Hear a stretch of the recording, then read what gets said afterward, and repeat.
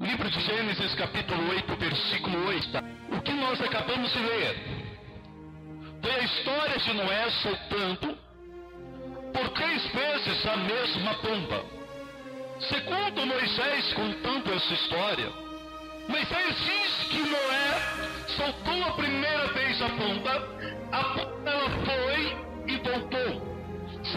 Soltou a pomba a segunda vez, ela foi e voltou no seu bico com um ramo de oliveira, mas entrou de novo na arca. E depois Noé soltou pela terceira vez a pomba, e esta pomba foi e ficou. Segundo a visão a qual Deus me deu, já há alguns anos atrás, a pomba ela significa a Trindade, significa o Pai, o Filho e o Espírito Santo de Deus. Quando nós passamos a entender sobre a Trindade, nós vemos que todos estavam no céu, mas só que Deus decidiu formar o mundo, formar o homem para a sua adoração. E Deus teve um contato direto com o homem, Deus falava com o homem, Deus estava entre o homem, mas só que devido ao pecado do homem, Deus voltou ao seu trono, voltou ao céu dos céus e descansou. A primeira pomba significa Deus. Deus veio, mas só que Deus voltou. A segunda pomba, existe algo peculiar, porque a segunda pomba, ela trouxe no seu bico um ramo de oliveira. O ramo de oliveira, para Noé naquela época, significava salvação, que tinha terra seca, que tinha onde ele plantar as plantas dos seus pés junto com a sua família. Para Noé significava salvação, porque algo estava acontecendo sobre o mundo, a água estava baixando. Mas quando eu lembro sobre a história da segunda pomba, eu me lembro sobre Jesus. Jesus esteve entre nós também. Mas olha que tremendo. Um dos montes onde Jesus mais gostava de orar era o Monte das Oliveiras. Outra coisa, podemos, na verdade, colocar junto a história de Jesus. Quando Jesus foi entrar sobre Jerusalém, pouco de Jerusalém, pegou um ramo de oliveira e colocou perante a entrada de Jerusalém para que Jesus passasse. Mais uma coisa, essa segunda pomba que eu coloco como Jesus esteve entre nós e levou a nossa salvação para o céu, porque Ele morreu por você, Ele se entregou por você. Mas olha que tremendo, Ele chegou e disse: eu vou para o Pai, mas não vos deixarei órfãos, deixarei meu Santo Espírito como Consolador. Hoje, pode ter certeza, você vai ter uma história tremenda referente à pregação a qual eu vou estar pregando. Isso que estou dizendo a vocês é apenas para entrar no contexto. A terceira pomba, ela esteve no batismo de Jesus.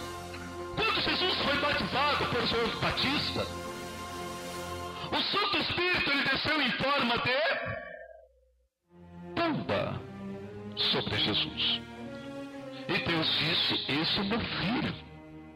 Quando a gente começa a entender, Noé, quando solta as 3 vezes a pomba, diz sobre a Trindade do Senhor. E ele não soltou 3 pombas diferentes, ele soltou a mesma. Ele soltou a mesma. Mas só que Jesus disse: eu vou para o Pai, mas não vos deixarei órfãos, deixarei o Santo Espírito como Consolador.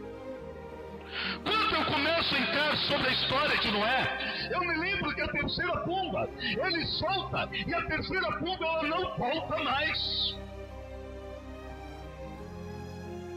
Eu quero te dizer que a terceira pomba está aqui nessa noite. A terceira pomba está entre nós nessa noite. E algo vai acontecer nessa noite. Algo vai acontecer na tua vida nessa noite. Não importa a quantidade de pessoas, conforme eu disse no início do culto. Quando eu peguei o microfone, eu disse que importa é o mover do Santo Espírito nesse lugar. E pode ter certeza, você vai sair daqui renovada, porque é tempo onde o Espírito Santo de Deus marcou o encontro contigo. Não é solta a terceira pomba e a terceira pomba fica. Jesus diz que o Santo Espírito estaria entre nós até a consumação dos séculos. Até a volta de Jesus, o Espírito Santo vai estar conosco. Mas preste atenção. Quando Jesus é crucificado, e quando ele dá o seu último suspiro, ele volta entre os discípulos e começa a dizer sobre o Espírito Santo. Ele começa a estar junto com os apóstolos. Ficou com eles 40 dias, exortando e avisando sobre a tua vida e sobre o Espírito Santo. Mas depois, todos os apóstolos começam a entrar em um monte, e quando de repente Jesus começa a falar, e quando eles estão com fé, Jesus está subindo. E foi a última aparição de Jesus perante os apóstolos. Mas, quando eu entro no livro de Atos 2, eu começo a observar que os apóstolos se reuniram lá na casa da sogra de Pedro e começaram a orar, começaram a pedir. Eu acredito que eles começaram a pedir para que a promessa de Deus fosse cumprida. Mas que promessa é essa? Será que só Jesus falou sobre essa promessa? Eu fui mais a fundo junto à história, e quando eu fui mais a fundo, eu comecei a observar que no passado, antes, no Velho Testamento, o Espírito Santo de Deus não era derramado sobre toda a carne, sobre todos. O Espírito Santo de Deus, só alguns tinham o privilégio de senti-lo, tinham o privilégio de contemplar e tinham o privilégio de ser ungido por ele. Quando fui mais adentro, eu vi que o primeiro homem que teve unção do Espírito Santo foi Moisés. Moisés teve a primeira unção. Mas depois Moisés, aí direcionando o povo, se sentiu cansado. Moisés se cansou. Moisés começa a comentar com o teu sogro, e o teu sogro chega a Moisés e diz: olha, Moisés, faz o seguinte, separa 70 homens para te ajudar. Aí Moisés olha para o sogro dele e fala: eu não faço nada sem confirmação de Deus. Eu não faço nada sem a confirmação de Deus. Você é meu sogro, eu te respeito, mas só que eu não vou agir sem que Deus primeiro confirme. Deixa eu explicar uma coisa. Quantas e quantas vezes você tem agido sem confirmação de Deus, bate a cara e depois questiona com Deus? Está na hora de você tomar a atitude de Moisés, fazer somente o que Deus confirma e o que Deus manda. Quando Deus confirmar, você toma a sua atitude e faz. Porque muitas vezes você tem quebrado a cara por não saber orar, pedir confirmação de Deus. Moisés foi ao monte e pediu confirmação de Deus. Deus se apresenta a Moisés e fala: pois bem, Moisés, separa 70 homens, escolhe. Aí Moisés começa a falar com Deus, e Moisés fala da seguinte forma: Senhor, então tudo bem. Então o Senhor vai derramar do teu Espírito sobre os 70 para estar mestrando. Deus fala para Moisés: não. O Espírito que está sobre você será derramado através deles. Olha que tremendo. Moisés começa a olhar para os 70 e fala: pois bem, vou citar os 70 para me ajudar. E Moisés faz uma reunião, e nessa reunião não aparecem os 70 homens, aparecem 68. 2 estavam no meio do arraial. 2 no meio do arraial. os 68 templos da congregação. Moisés começa a orar, Moisés começa a implorar para que Deus envie o seu Santo Espírito e derrame unção sobre eles, para que a unção de Moisés seja dividida, e nada acontece. Mas só que quando Moisés começa a orar, algo peculiar começa a acontecer. Os dois que estavam contando, que era Medade e Haddad, estavam no meio do arraial. E os dois no meio do arraial começam a pular e a profetizar, começam a sentir o som, algo que eles nunca tinham sentido, começam a sentir.